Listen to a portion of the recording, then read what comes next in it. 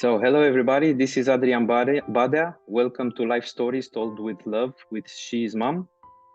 Today, our guest is Sian Young, an amazing woman with amazing accomplishments, and we will be very happy to discuss about all of this in our discussion today. Hi, Sian.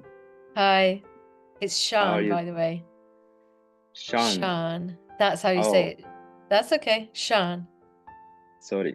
So, start again. Hello, Sean. Hi. Yeah. So, you had an amazing life experience so far, and I think everybody is very eager to learn about your experience. And if you can tell us in a few words about what you accomplished so far, please. Mm. This is like a life history in a nutshell in 2 minutes. Oh, yes. So yeah, well, my story does kind of start for me when I was 15 and I was made homeless as a teenage girl. I lived 7 years Oh, on the streets and survived 7 years on the streets. And then I was bedridden for 2 years with malnourishment and mental health issues, PTSD, anxiety. I had a torn stomach, like I couldn't walk. And while I was in my bed, I had a dream of building a place where humans learned to just love theirself and love each other and thus the planet. And I was like, well, I can't even walk, so I don't know what I'm going to do with that dream, right? And then years went by. I raised an award winning pole dance fitness studio, helped over 5,000 women with their self esteem and confidence, built my body up, educated myself, qualified in fitness instructor, pole dance instructor, health coach, everything about building a healthy body and mind. Because I realized I didn't die. And if I didn't die, then maybe I need to learn how to live. And that's what I started doing, was learning how to live. And then, time went by. I learned so much. And then I met someone who had a dream of building a center, but their dream was about a center that was teaching small businesses how to build sustainable enterprises that had zero negative impact on the environment. And so the Center for Sustainable Action was born. And my co-founder is now my husband. And so there's a love story in there too. all And right. we had a baby together. So I have a 4-year-old right now. I do have as well a 26-year-old who is doing his thing in life. He was raised with the single mother who was like hard nails from the street. So that boy's got some street savvy and he's a smart, nice guy, right? So that's where I'm at. And then we built the center and we realized that our businesses that were members needed a tool to help them verify the sustainability impacts they were creating in their business and to prove it so that they could bid for contracts in corporate, in NHS, in all different corporate contracts, basically. And we built an app, my husband and I. Now, my husband had 12 years research in sustainable business strategy, and I had all that research and qualifications in health and well-being and building up a human being from basically collapse to a multi-award winning pole dancer. So we put all that together. I used my entrepreneurial skill and his research, and we built an app. So now we have an app that's been in global accelerators, Lisbon, Boston, Spain. Basically, we were awarded best end-to-end circularity solution by Sanofi for medical waste. So yeah, that's a big long journey in a nutshell. Yeah, well, it's amazing. You bring a lot of wealth of experience and into your platform and into your business and so on. But um, I find it very difficult to choose a specific moment. But if you can tell to our followers, what would you think was the hardest moment for you in through all this inspiring journey that you had so far? Because Yeah, I'm pretty sure you had a lot of downs, ups and downs, but yeah. There's been some real hard, like I wouldn't even want to share with you because that would just be traumatic, right? But there's also been, and one of the reasons I wanted to come on this podcast because it's she is a mum, yeah, right? And so the reason I wanted to come on is if I can speak to mum entrepreneurs, female entrepreneurs, it is hard because you're juggling a human life that you have to pour into every day, whether you like it or not. You have to pour into them because they become human adults. And if yeah, they don't become good adults in the world, they can't make it. So I think the hardest part of that journey for me was when I had my son and I was a single mother and I got my first apartment and I just collapsed because I was like, I have walls, I have a toilet that flushes, like the walls had no paint on them, the floor had no carpet, I had no furniture, right? yeah, And my first business was built in that apartment. I lived in a really bad council estate with holes in my walls. And I thought, I'm definitely not fit for any mainstream jobs. So what am I going to do? And I looked in my hands and I could pole dance and I could instruct. And so I said, well, this is what I have. And I had a child and I was a single mother and I had no money. How can I up level my life? Right. And I'd actually got them qualifications, my instructor qualifications for writing to Buckingham Palace. So I got a scholarship to get training as an instructor. So I could instruct and I could pole dance.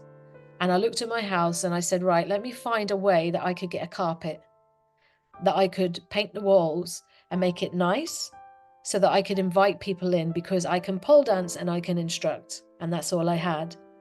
And so I started little flyers I made myself and went around the local area, and selling pole fitness in a high rise in a council estate was not easy. But I got my first customer and then I got my second. And then before I know, I had 6 regular customers in my living room. And the only nice place was the toilet, the living room, and the hall. I was sleeping on a blow-up mattress with my son in the bedroom with no paint on the walls and no carpet, but I made where the customer was coming good. And then that gave me the traction.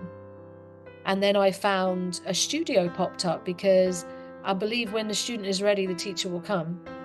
yeah, So I was ready for the next level and I had to leap. I had to take a leap of faith, right? And take that studio on. I had no money. I'd never run a business, come from the streets. Like, okay, I'm going to do this. And I got a studio and I had enough money for window signs or to put it aside for rent. So I got window signs and I invited a local magazine in and I gave them the best class of their life. And they wrote such a good cover on my business that students started coming. And this studio started with 1, then 2, then 15 in a class, and then 1 class a night, then 2 class, and then 5 class. Then instructors had to get hired because I was like, it was full on. So yeah, it's hard the, to look when you have nothing and figure how you're going to make exactly. something. But, look out for them teachers and just do it. Just take a deep breath. Do you think that the hardship you were facing at that time was a very important factor for putting in motion everything that we discussed so far? Because many women and also men, of course, at some point they face hard times, and it's hard to find this extra motivation to make this extra effort, to get out of the hole, if I can say like that. Yeah, I understand what you're saying. And it's hard, right? My brain struggles with it now. It was awful, right? Mm. And so you're trying to think, well, did I need to live that to be who I am?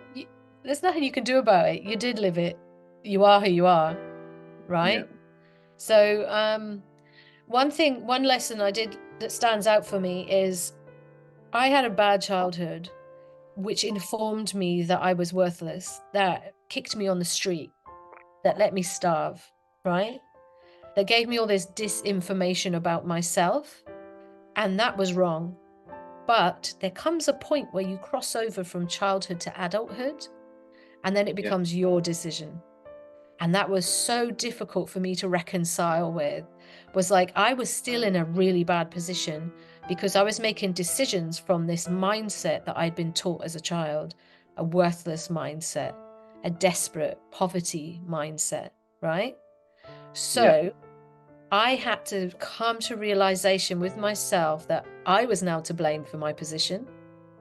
Because if I keep making the same decisions, yes, I had a hard life.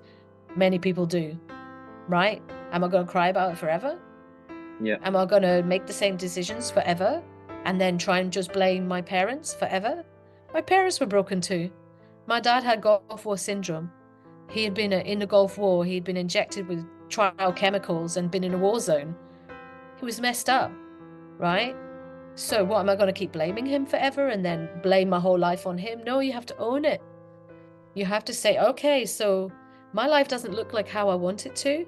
So let me make some different decisions, you know, and Right. just keep making them. So And then, yeah, the only thing you can control is present day when you take decisions, so you can change the future. yeah. And it You doesn't can. happen overnight. It's not Yeah. like I decided, yeah, I'm going to have a good life now. And then boom, up popped the lovely husband, lovely child. It didn't happen like that, It, Yeah. it took a lot and a lot of like taking quiet mental time, which meant unpacking a lot of trauma. So you need to get help if that's the position you're in. Yeah. Like I've written to Samaritans before and said to Samaritans, like, if it wasn't for Samaritans, I'd probably be dead. Because in them dark times when that darkness is coming out of you, because you have to let it go, you can't take it with you if you want to Yeah. live a good life. Call for help. Let it out and then repair yourself and then get back up. Eat good food. I remember a friend of mine, we just sat for 4 days and we ate absolutely high nutritious food. And we were wired for a week. We achieved so much. Yeah. Yeah. So don't dwell in the past. Ask for help today and take different decisions in the future. Yeah. And So if recognize you need to heal. Be okay with that. yeah, Be okay that you it's made bad decisions. for many people this is very difficult to accept. That they took a wrong decision maybe, or it's in their power to take better ones. Mm-hmm. Yeah, And when you have to it's own I it, think eh? I think Sorry. would you say, is it okay to fail? Don't be afraid of failing, because Yeah. it's part of the process, right? Yeah. Yeah, and maybe it's not even a fail because I've done things and I wondered why that didn't work. But do you know there was a nugget in there that I now use today? So none of it's a fail. Like it's lessons. There's many Exactly. lessons. I liken it to a computer game where you go in and you get the gold pieces. Maybe you had to go in a thorny bush to get the gold piece. Yeah. But once you got the gold piece, it's in your knapsack, like, bing. Okay. Then you can move forward and use it. Like one of my friends was saying, it's there is no failing, there is only lessons. Some lessons teach you how to do things, and some lessons teach you how not to do things. Yes. Yes. Yeah. Yeah. So And I would say like self-love, and from someone who had no self-love because I wasn't taught to do that, to come around to the point and run a studio where I had like 50 women at a time in my studio, and I would get them to really adorn each other with love, and they would just adorn each other with so much love and nice words. And then I'd put a mirror in front of their face and say, now the same for you. And they'd be like, oh. I'd be like, no, adorn yourself with love, not from an egotistical point of view, but from a you're so perfectly magically made point of view. And if you keep wallowing in the mess, how are you supposed to bring forward into this world what you're here to do? You can't. Right. So just love yourself, man. Even if you're not where you want to be, love yourself and get yourself there. Would you say that this is the most important takeaway lesson from your life so far, or would you bring to the table another advice or lesson? Well, I think the core of loving yourself is the core, because you don't make good decisions for yourself if you don't think you're valuable. If you think you're valuable and then someone comes into the room and they can give you information that is going to get you to the next level, if you know you're valuable, but not from an egotistical point of view, you just know that you have value to bring to this world and you are valuable, you will have your eyes and ears open for the kind of information that will be the next nugget. Yeah. And thankfully, the lessons have been less thorny bush and trauma. They're more fun now.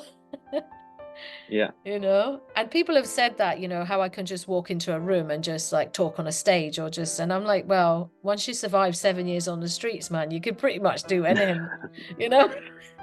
Yeah. I love your energy. It's very positive, and I would say that for sure one of the biggest fears of people is to speak in public, but you have been giving also TED Talks, and so you are very experienced in this field. Can you talk a little bit about it? What kind of advice would you say to people that are, you know, frozen in front of this experience? I think if you're there, people want to hear what you've got to say, right? So on a practical point, there's a breath called 7-11. And basically you breathe in to the count of 7, and you breathe in through your nose, and you breathe out your mouth to the count of 11. And that disengages the medulla. How do you say that word? Medulla? Yeah, I couldn't get it out. Amygdala. That's the one, yeah. Yeah, I can't get it out today. So it disengages the amygdala, which takes you into your intelligence. And when you come from a place of service, like my story, me speaking to you today, I pray it impacts someone. That someone who's stuck and has a beautiful gift that we all need, but they're stuck, wrapped up in all that I'm not worthy and all that nonsense. Just drop it, man. Life's too short. Take the breath. When you're standing at the stage, use skills and techniques. So you breathe in 7 through your nose and out 11 out your mouth.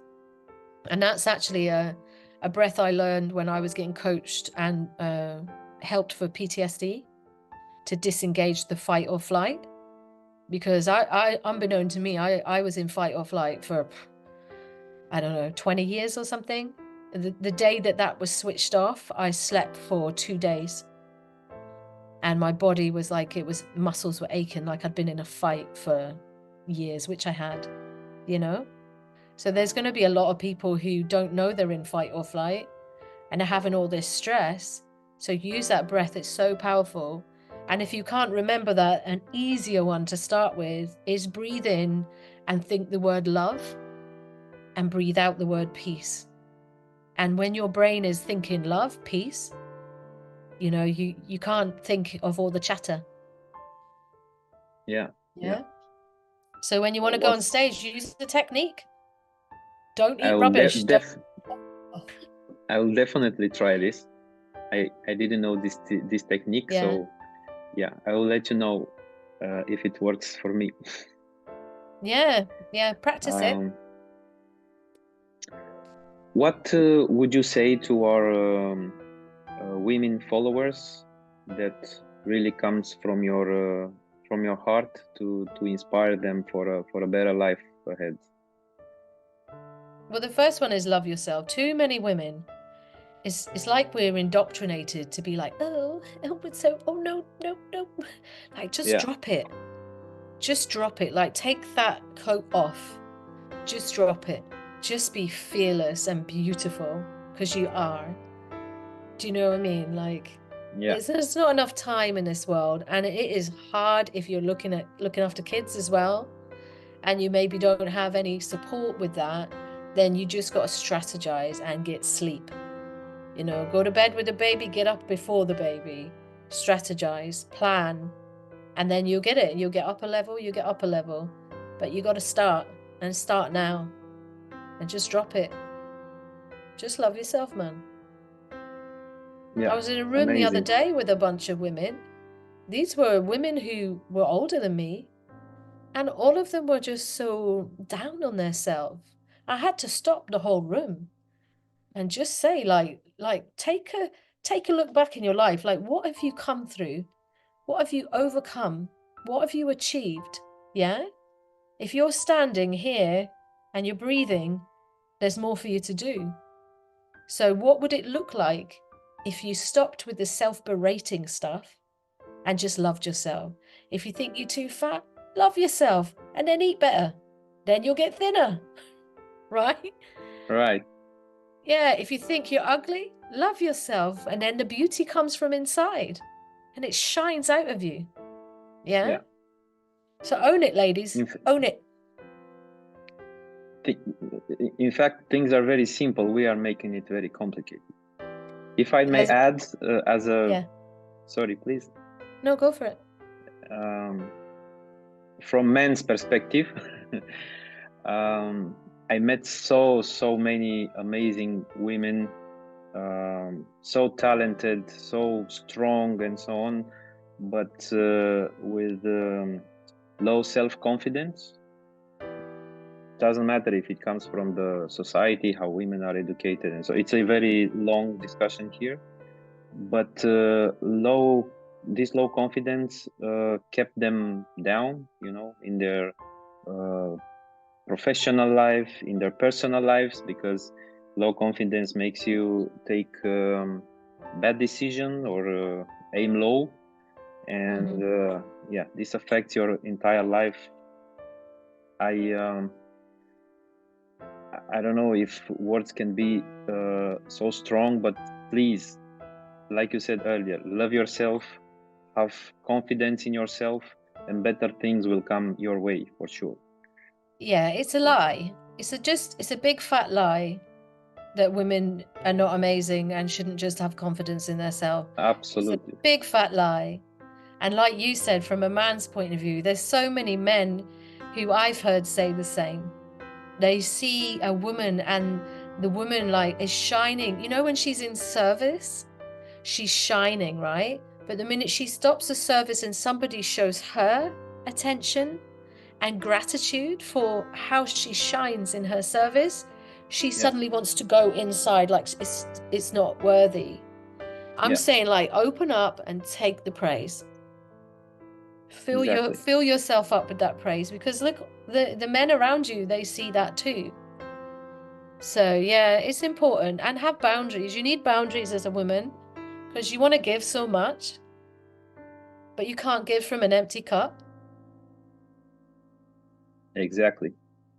Take care of yourself first, so you can fill your cup, and then to be able to spread around love and joy. Yeah, and that teaches your children as well that they need to take care of their own needs as well. Yeah. It's deep. Women have such a role. Yeah. What are you gonna say? So you have a lot of things on your plate. How do you cope with the family life, kids and business and so on? Because it's quite complicated from what I stand. Well, strategy is one. Got to have a plan. Got to be strategic with that plan, right? The next is, oh my goodness, so many alarms. My phone rings. I have like, right, okay, because I'm terrible at routine. If I don't strategize and put alarms on, I would just be like, So because that's the type of person I am, I have an alarm for when my daughter, I have to think about, right, okay, it's now dinner time, process has to start. And I know what the process is. I batch cook a ton of stuff as well. So, you know, if I've got a really busy day, I've got nutritious, healthy food. You've got to eat nutritious and healthy. If you don't, you get tired. Yeah. So, oh, there's a big bubble come up. So, yeah, I would say take care of yourself, strategize, and alarms. Like, just ring them alarms. Honestly, I've got alarm, it's food time for the baby. I'm like, oh, right, okay. And then there's alarm, bedtime. Okay. Get bedtime, right? And then I make sure I get 8 hours sleep. Like I used to be like, oh, I do this power morning, you know, miracle morning, get up and meditate. And I've seen so many women just tired and losing hair because they're trying to do a miracle morning and then knackered, you know, and sleep is the most powerful thing.